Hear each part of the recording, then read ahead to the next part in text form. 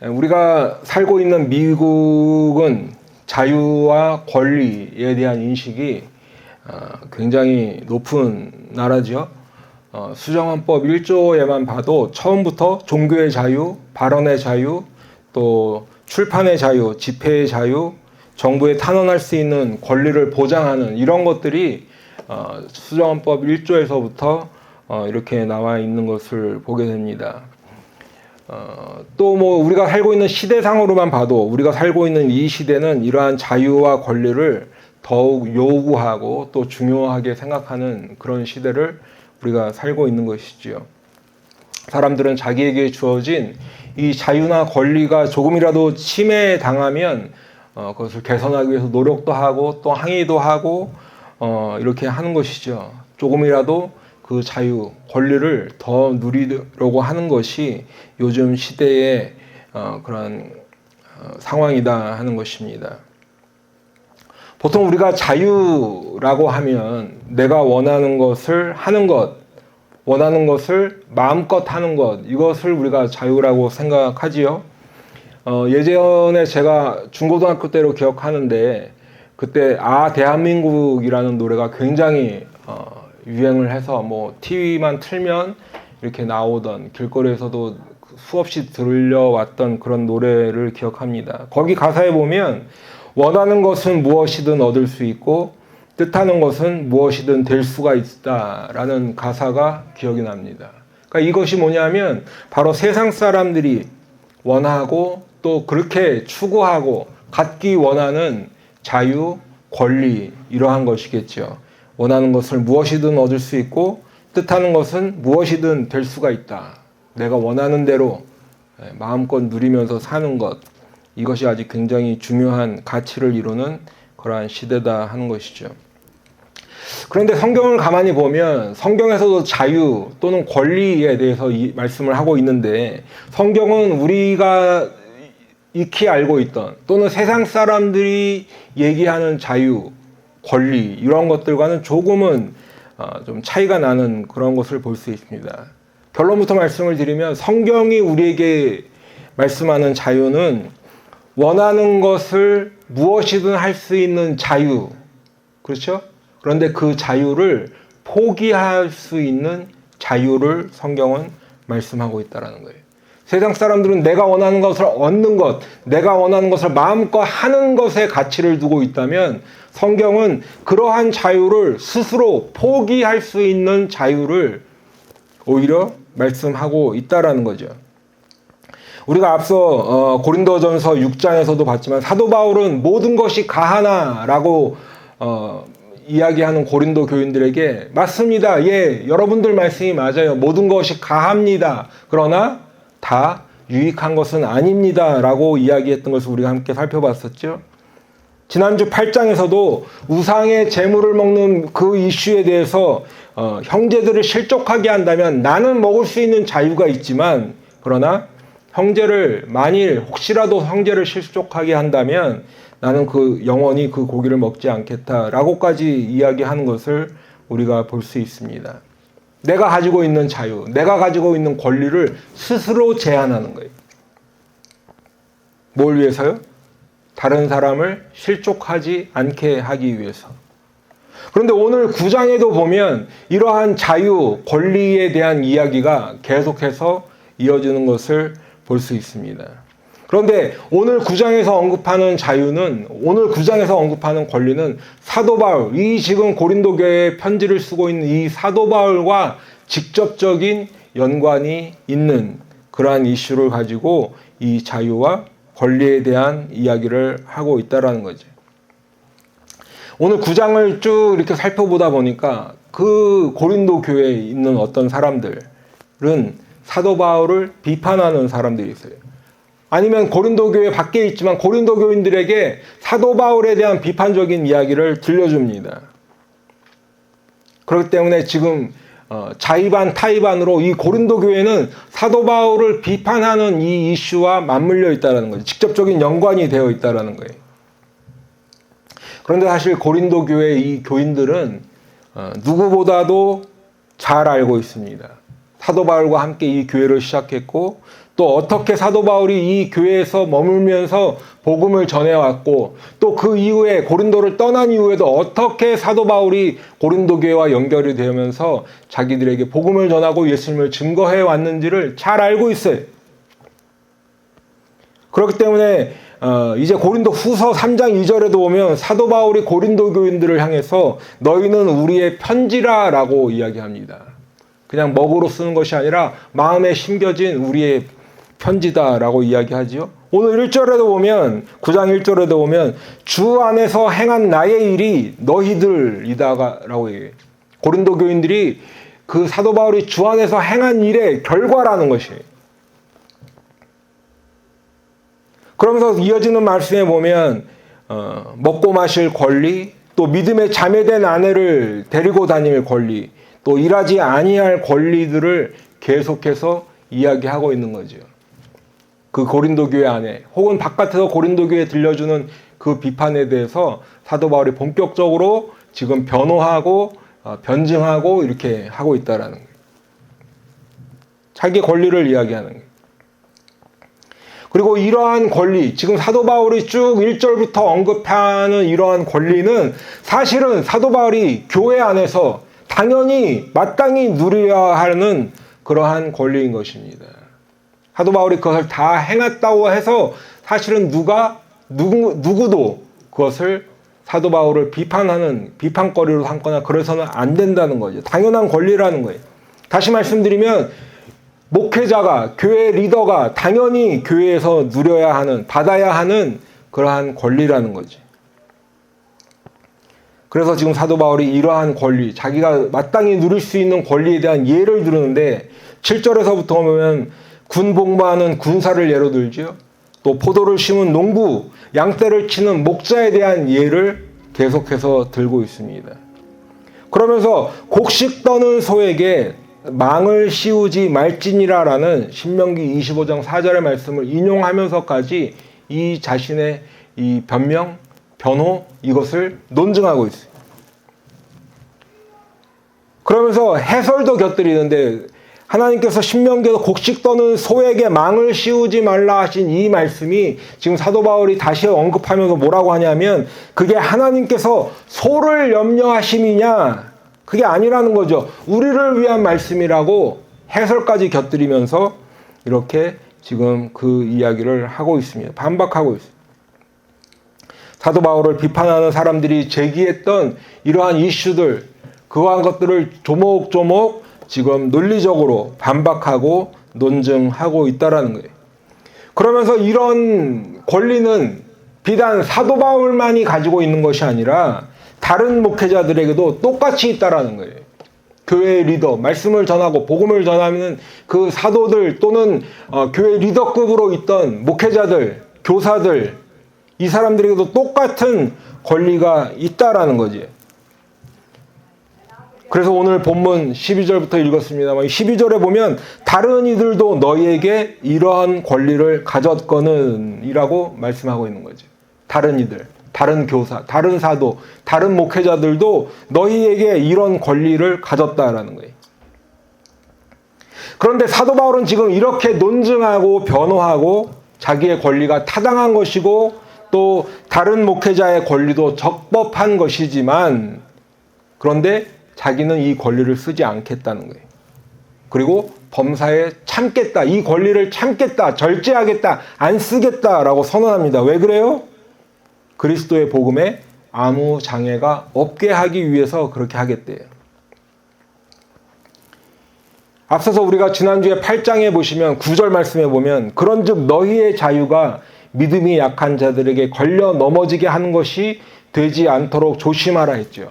우상의 재물을 먹는 문제를 다루면서 고린도 교인들이 믿음이 약한 형제들이 혹시라도 그것 때문에 쓰러지고 실족할까 봐서 너희가 자유가 있어 하지만 그 자유가 약한 자들에게 걸려 넘어지게 되지 않도록 조심하라 라고 이야기했는데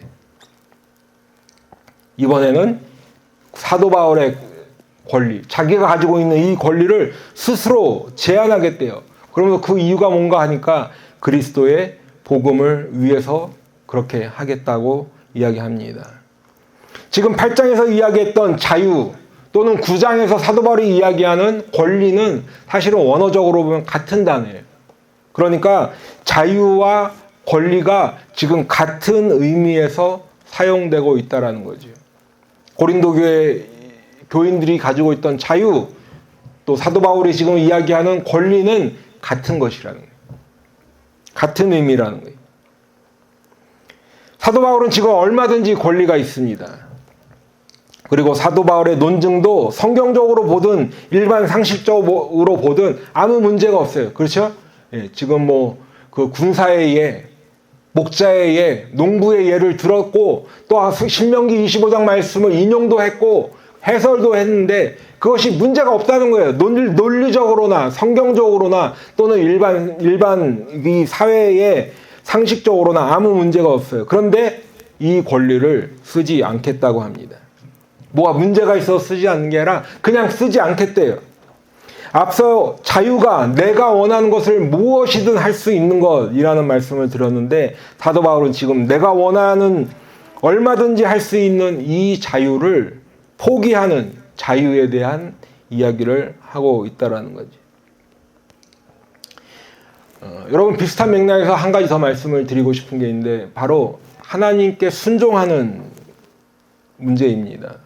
뭐냐면 성도들 중에는 간혹 하나님께 순종해야 됩니다라고 하면 그것을 이렇게 어렵게 생각하시는 분들이 계세요.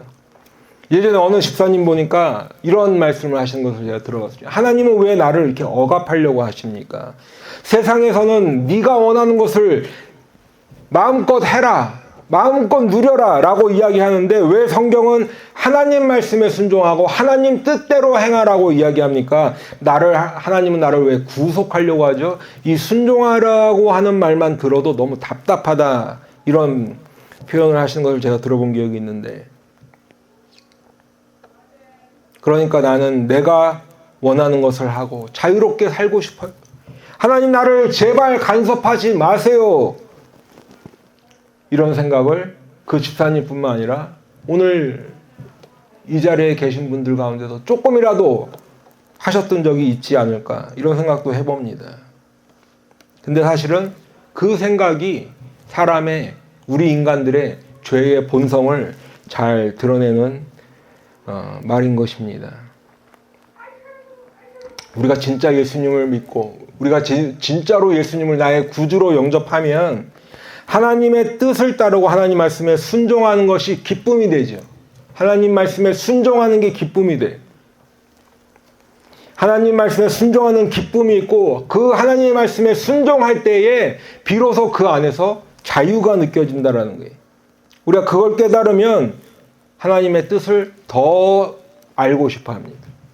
하나님의 말씀에 더 귀를 기울이게 되지요. 순종하기 위해서. 오늘 사도 바울도 그것을 이야기하는 거예요.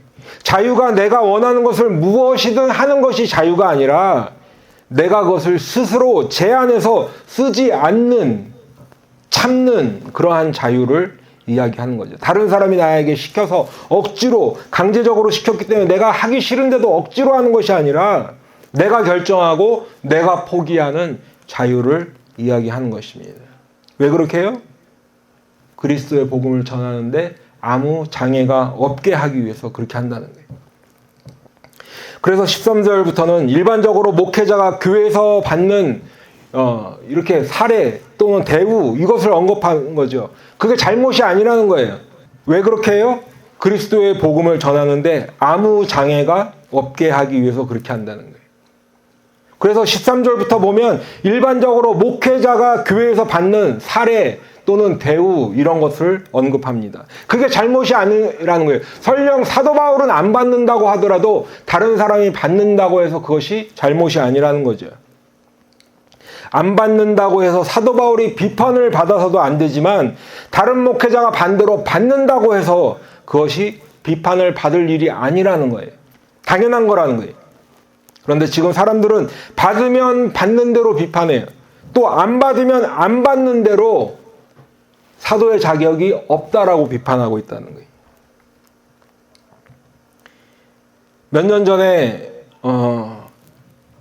이 교계 뉴스뿐만 아니라 일반 지상파, 뉴스, 방송, 신문 이런 데도 좀 나왔던 그런 뉴스가 하나 있었습니다. 어떤 유명한 목사님이 연세도 많으시고 아주 굉장히 한국 교회에 이렇게 크게 알려지신 그런 목사님이 강남에서 최고 좋은 아파트에 사시면서 또 몇 억짜리 차를 타고 다닌다고 신문에 나고 그렇게 비판을 받는 그러한 일들이 있었습니다. 왜 이런 일이 있을까? 그것은 사람들이 목회자나 또 성직자에게 기대하는 기대치가 있기 때문에 그런 거죠. 얼마 전에도 보면 방송에 나와서 막 무소유를 주장하던 어떤 스님이 그분이 아주 그냥 나올 때마다 무소유를 주장하고 이렇게 했었는데 어떻게 하다 보니까 뭐 외제 스포츠카에 아주 좋은 데 살면서 소위 말하는 풀소유를 하고 있는 것이 알려지게 됐습니다. 그랬더니 사람들이 비판하고 비난하고 그랬던 것과 어떻게 보면 같은 맥락이지요. 그런데 여러분, 사람들의 심리가 이상한 게 하나 있는데 그렇게 풀소유하는 목사님 이렇게 비난하고 했었지만 반대로 그러면 검소하고 소박하고 이렇게 청빈하게 사시는 목사님들을 보면 어떨까요? 그런 목사님들은 또 그 목사님대로 우습게 보더라는 거예요. 저러니까 맨날 비실비실하지 이렇게 하더라는 겁니다. 다시 본문으로 돌아와서 보면 사도 바울도 지금 그 이야기를 하고 있는데 자기가 마땅히 누려야 할 권리를 쓰지 않으니까 사람들이 비판해요. 저 사람 사도 자격 없다라는 거예요. 사도 아니라는 거예요. 그러니까 사도 바울이 9장 1절부터 내가 사도가 아니냐라고 이야기하는 거예요. 근데 비판하는 사람들은 그러한 사도 바울의 모습을 보면서 사도 아니라고 비판하는 거죠. 맨날 다닐 때마다 종이라고 다니는데 진짜 저 사람 어떤 사람이 종 아니었어? 근데 도망쳐 나온 거 아니야? 그렇게 보고 있다라는 거예요. 그런데 마땅히 받아야 할 그 권리를 받는 목회자들을 향해서는 또 뭐라고 하냐? 사도 바울은 안 받는데 당신은 왜 받아? 라고 또 비판한다는 거예요. 그렇기 때문에 사도 바울이 지금 그거 하지 말라는 거예요.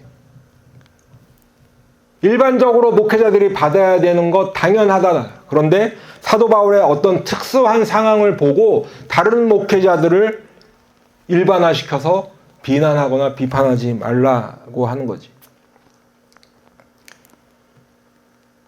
계속해서 보면 어쨌든 사도 바울은 자기가 누려야 할 자유를, 권리를 포기하고 왜 그렇게 하지 않는지를 지금 이야기하고 있는데 그 이유가 뭐냐?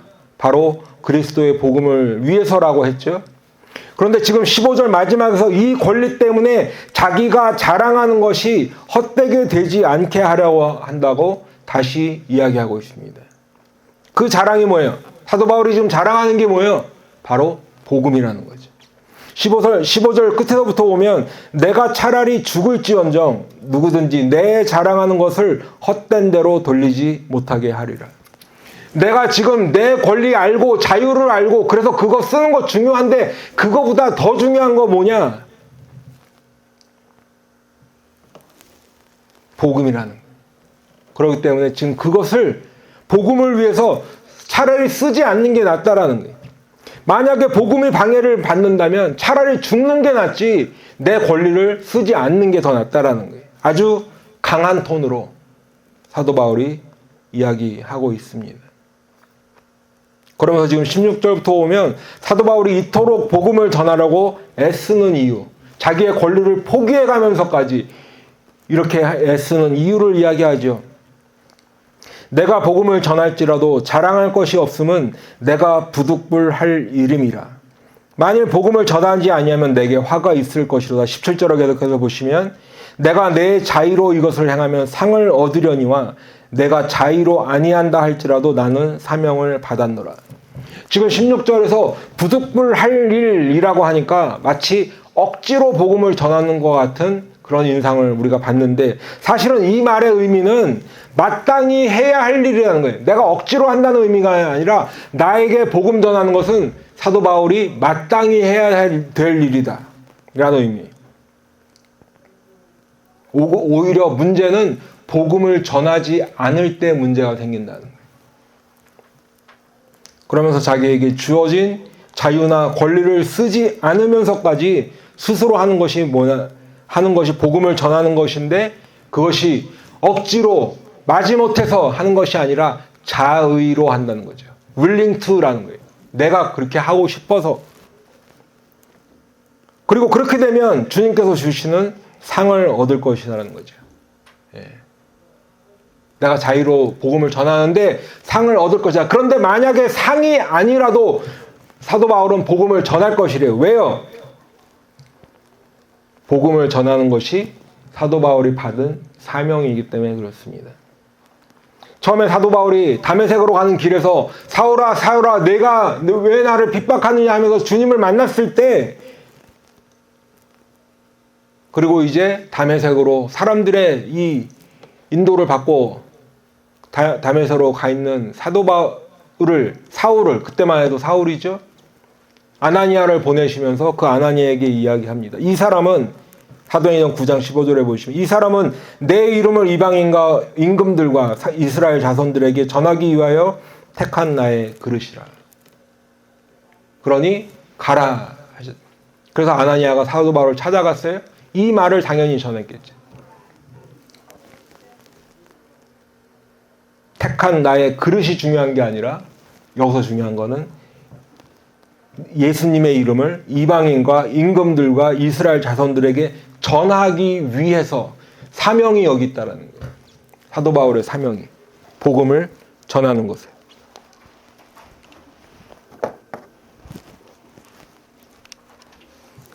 사도 바울의 사명이 여기 있다라는 거예요. 복음을 전하는 것에. 그리고 사도 바울은 지금도 이 사명을 붙들고 있는 거예요. 이 사명을 붙들고 있는. 사람들이 아무리 비판하고 아무리 비난하고 저 사람 사도 맞아? 저 사람 진짜 종인데 도망친 거 아니야? 온갖 이상한 루머가 돌고 해도 사도 바울은 지금 주님으로 받은 그 사명을 붙들고 묵묵히 복음을 전하고 있는 거지. 그리고 이 복음 전하는 게 마땅히 해야 할 일이라는 거예요. 그리고 그 복음을 전하는 데 있어서 내 자유, 내 권리 포기하는 것 아무 문제도 안 된다는 거예요. 오히려 더 할 수 있으면 더 포기한다는 거죠.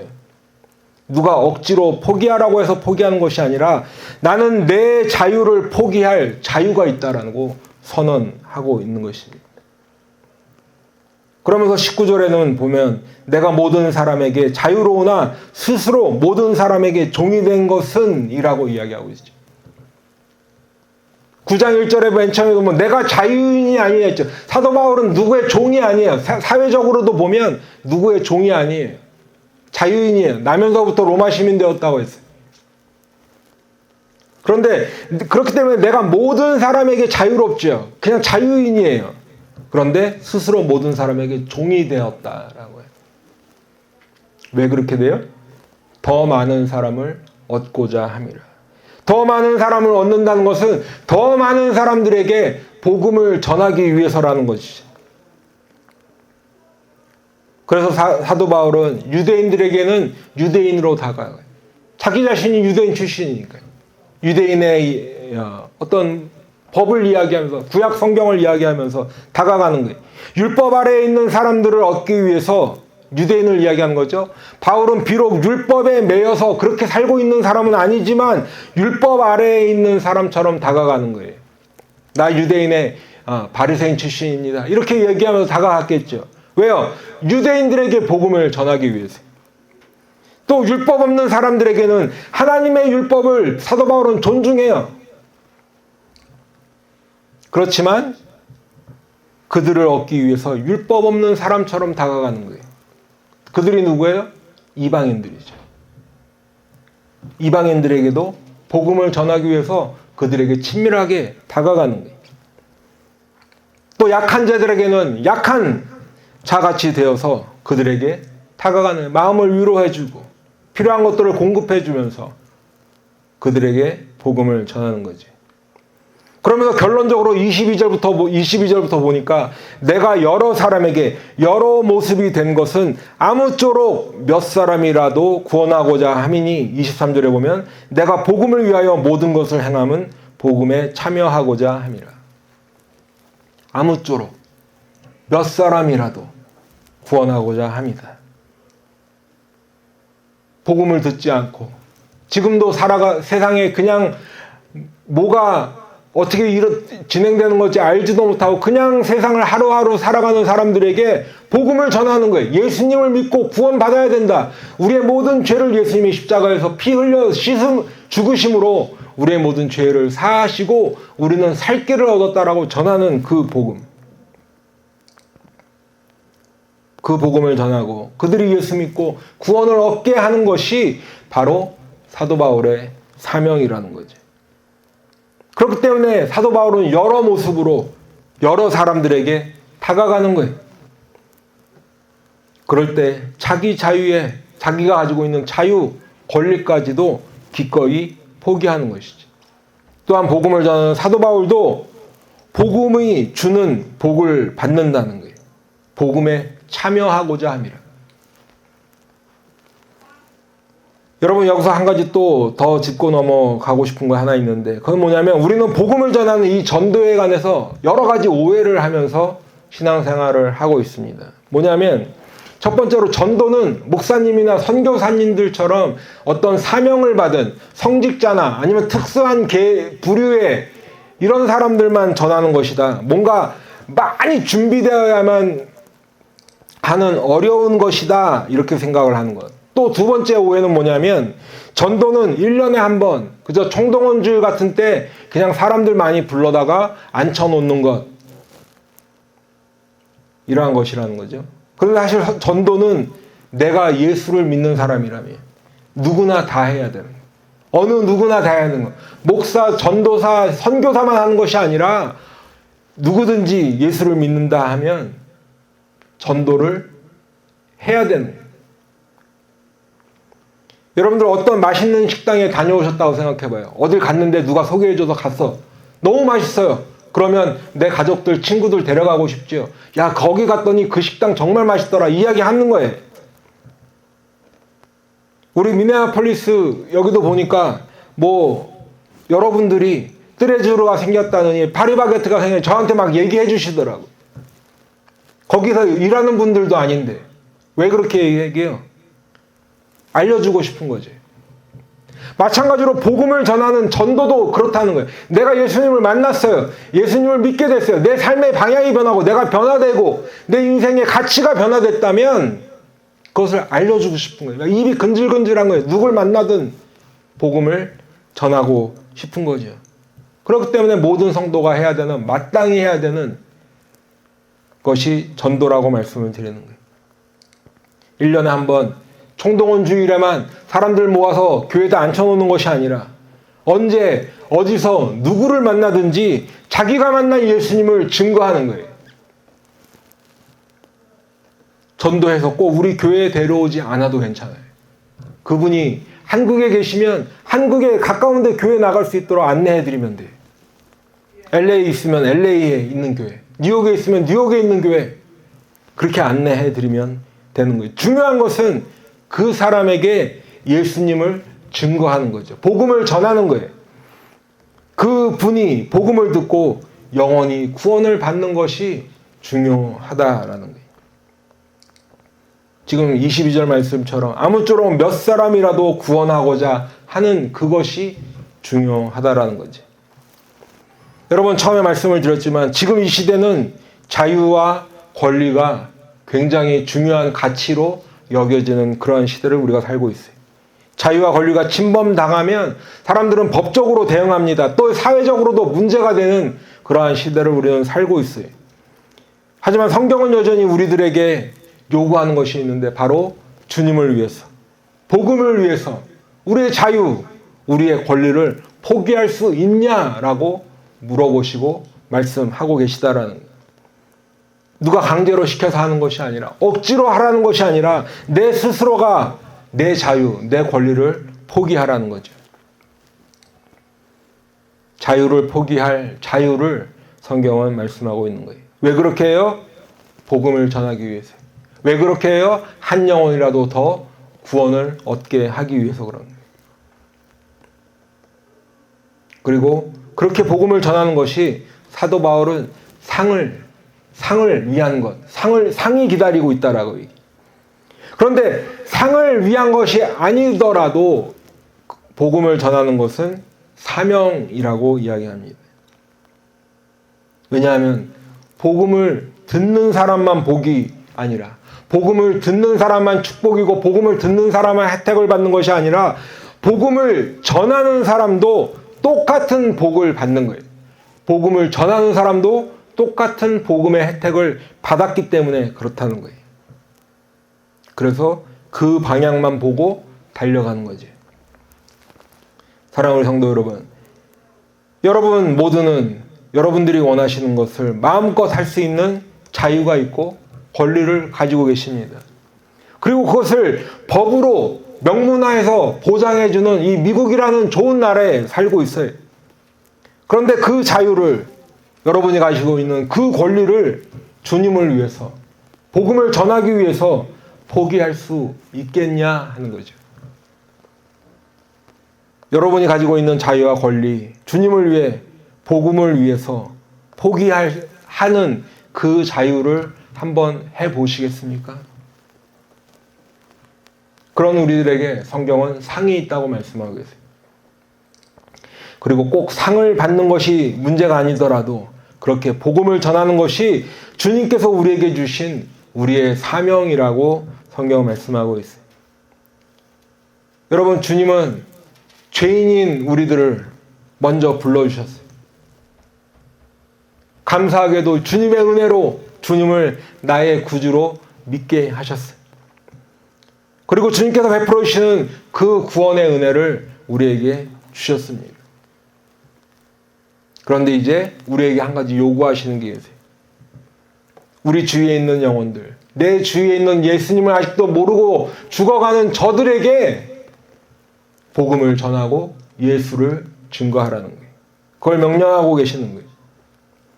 죄에 매여서 죽음의 종, 사탄의 종으로 살던 우리를, 우리 주님은 십자가의 대속으로 말미암아서 우리를 죄에서 자유케 해주셨어요. 죽음에서 자유케 해주셨어요. 그래서 우리는 예수님 덕분에 죄의 결과인 죽음에서 해방되는 자유를 누리게 되었다라는 거죠.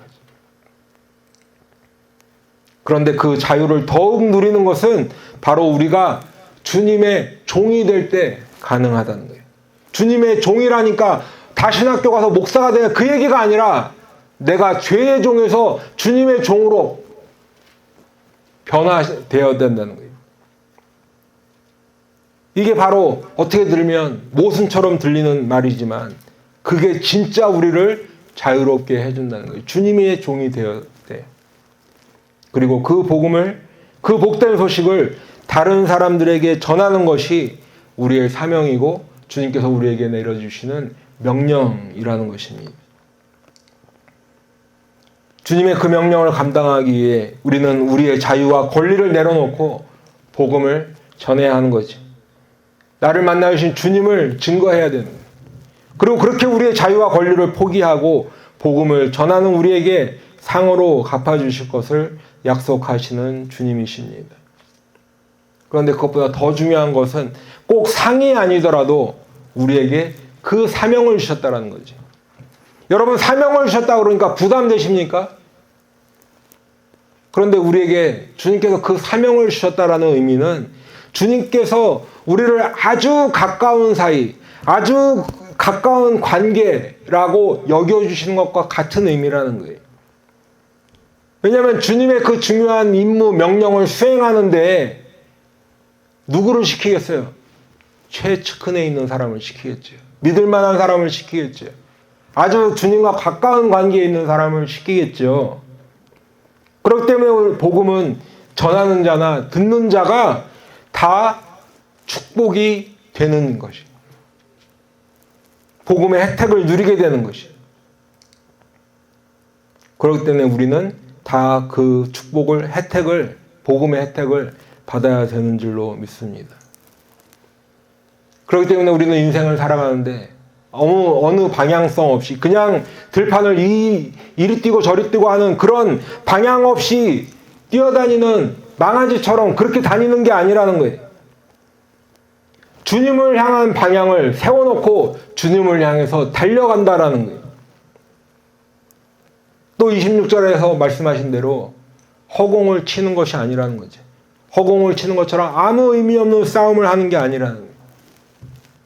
복음을 전해서 지금도 죄에 빠져서 사탄마귀에 속해 있는 그 영혼들에게 주님이 나의 죄를 사하여 주시고 우리를 구원하시는 주님이시라는 그 복된 소식, 복음을 전하라고, 주님을 증거하라고 우리에게 그 사명을 주셨다라는 거예요. 한 영혼을 더 주님께 인도하고 구원을 얻게 하기 위해 내게 주어진 자유를 기꺼이 포기하는 그 자유를 통해서 우리는 그 사명을 끝까지 감당하고 또 주님 안에서 승리하는 우리 모두가 되기를 축원합니다. 기도하겠습니다.